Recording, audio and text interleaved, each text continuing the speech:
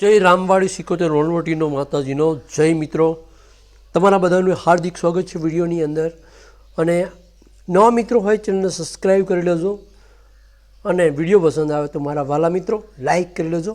અને જેટલા ભાવિ ભક્તો છે મારી સિકોતેર રોણવટીના રામવાડી રામના, એ બધાય ચેનલને સબસ્ક્રાઈબ કરજો। અને વિડીયો વધુ ને વધુ મિત્રો આપણે દુનિયામાં ડંકો વગાડવાનો છે આપણી વહાણવટી સિકોતેર માતનો, તો આપણે વધુ ને વધુ શેર કરજો મિત્રો।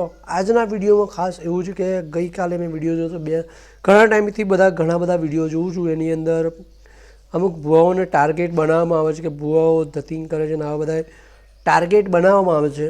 તો જેટલા પણ આ લોકો જે કરે છે બરાબર છે, ચલો ઘણા ધતિંગ બી કરતા હોય છે, ના નથી કહેતો। અને હા મિત્રો, હું કહી દઉં કે હું કોઈ ભુવાજી નથી, હું કોઈ તાંત્રિક નથી, પણ હું એક માતાજીનો ભક્ત છું અને માતાજીની સેવા કરું છું।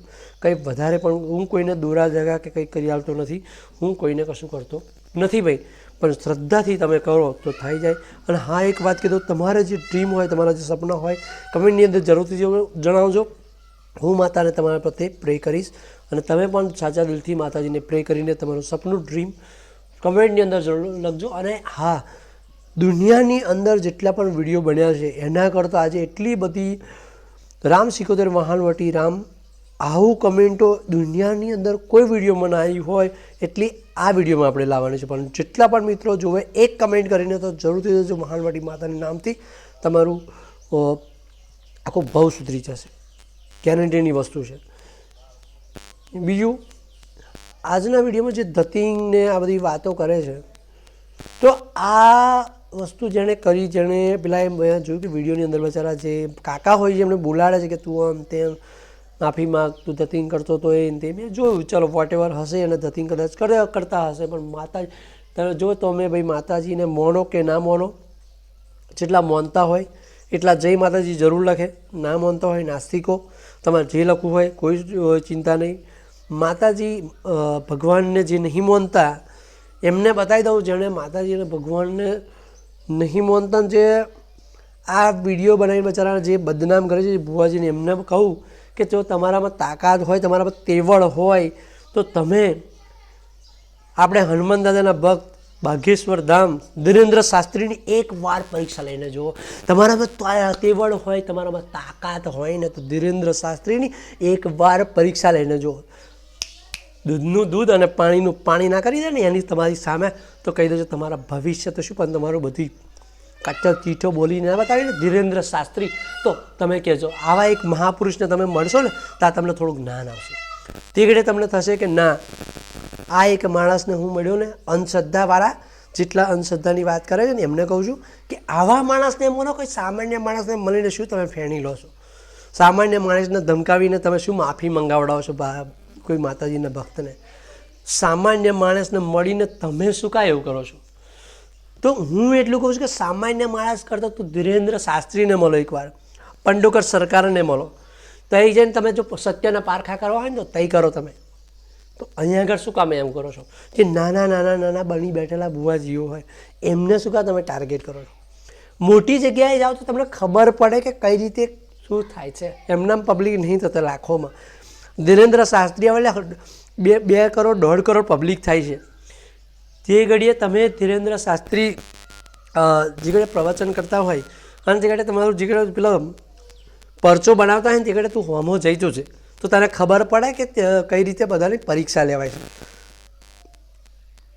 અને તમે જો તમે બધાને કાનૂન શીખવાડતા હોય, તમે બધાને એમને કહેતા હોય કે જેલમાં ઓમ છે ને ધતિંગનો તમે પૂરી દશો, આ જેલ થશે ને તમને ઓમ થશે, બરાબર છે? મેં જોયું તો એ એડવોકેટ હતા, પણ સાહેબ તમને એટલું જ કહેવાનું કે તમે એકવાર તો જઈ જાઓ ધીરેન્દ્ર શાસ્ત્રીને, તો તમને ખબર પડે કે આ માતા મહાદેવ કે તમે આ બધું બધાને કહો છો કે ધતિંગ છે, તો તમને ખબર પડે એમ।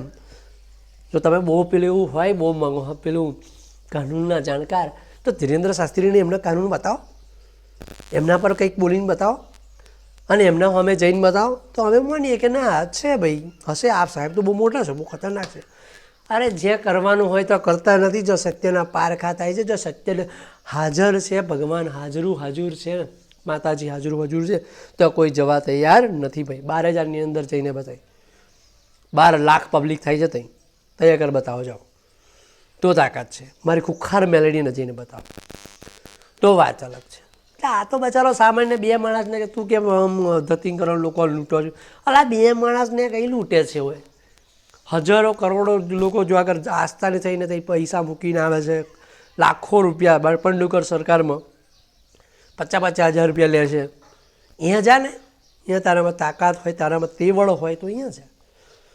તો મિત્રો વધારે કંઈ કહેવું નથી, આ બધું કહે છે પણ નાના માણસને કેમ એમ.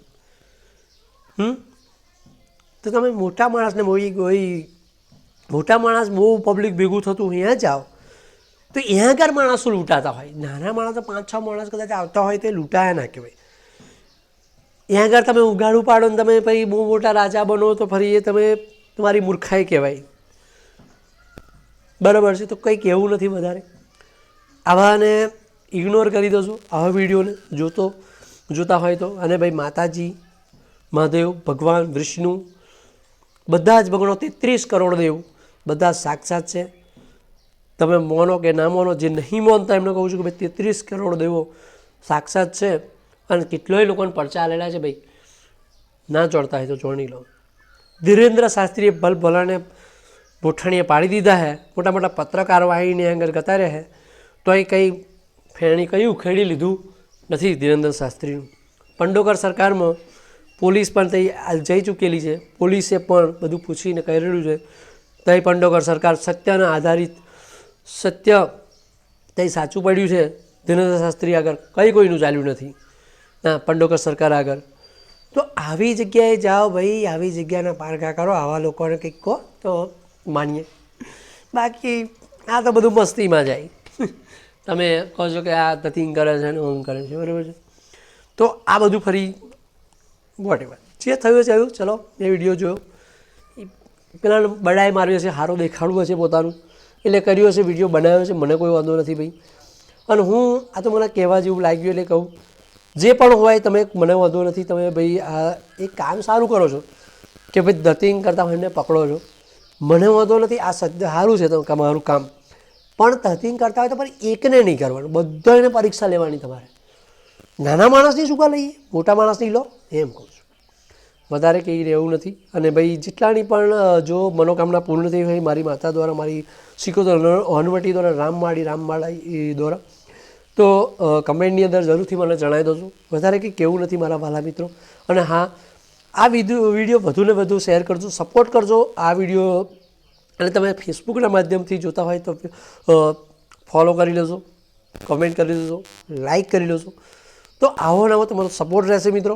તો આપણે વધારે ને વધારે આપણી ચેનલ, વધારે ને વધારે મારો વિડીયો બધા લગી પહોંચશે, વધારે લોકોને લાભ મળશે અને કંઈક ને કંઈક નવું જાણવાનું મળશે. તો એટલા માટે કંઈક એવું નથી. જય માતાજી, જય કુખાર મેલેડીનો જય, રામ સિકોતેર વહાણવટી માતાનો જય, રામમાળી રામ બોલતા રહેજો. 24 કરતા રામનું નામ બોલતા રહો. જો પછી તમારા જીવનમાં કયા ચમત્કાર થાય છે રામ બોલવાથી. ધીરેન્દ્ર શાસ્ત્રી ઘડીએ ઘડીએ રામ શ્રી રામ બોલાડે છે. તો જય જય શ્રી રામ બધાને. ભાઈ આટલું કહેવાનું પણ આ મગજમાં ઉતારી લેજો કે જેમણે પણ પરીક્ષા લીધી છે, મોટા લોકોની લે, નાનાની લે. જય માતાજી. મળીએ નેક્સ્ટ વિડીયોમાં. હર હર મહાદેવ.